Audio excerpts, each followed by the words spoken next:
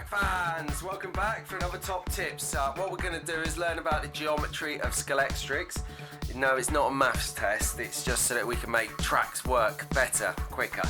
Here we go. So we've been building a track, we want to extend it, we've bought some new track, we went down there, we saw it on the shelf and we went, that one will do, I'll have that one. You pull it out, you get it home, you build it like this, nice and quick. You're so excited to get it in your track. Boom, on there. Whoa! It doesn't work. Why doesn't it work? Because Scalextric and Slot Car track is all built on geometry. So what we'll do, let's take a look at what that means.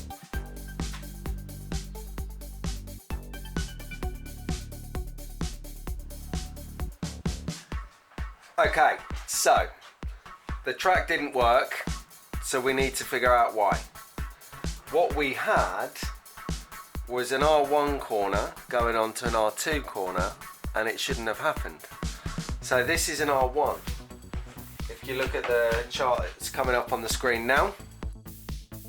There you go.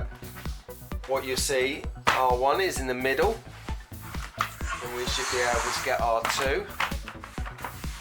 That goes in there nicely like that, which then can only mean that an R3, there you go, slots on the outside. So if you're building bigger tracks, you can use less space, more track, which is what it's all about, isn't it? Track fans, never forget the track. So let's have a look at how that translates into building a track. Ready? Okay, here we go then. Albert, you ready?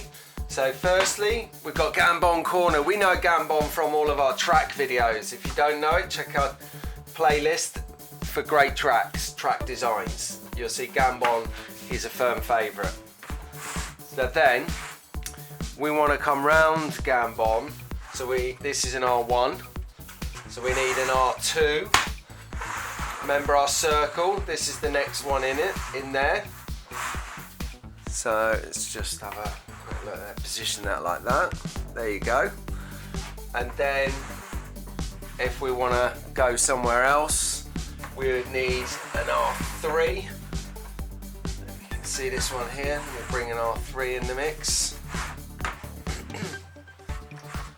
So there you go.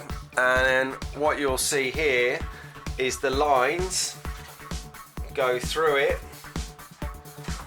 just like on the graph or on the screenshot again. I'll show you it again. Here you go.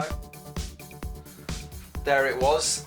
So as you can see, you can have a race, you can have a race, you can have a race. So in this short amount of space, I can get more track fans. Okay, so that's the simple way the track works. If you've got any questions about like building a track, how it works, the geometry, is all this a bit confusing? At the end of the day, build the track, guys. If the track works, we can race it, and that's what it's about. See you next time, track fans!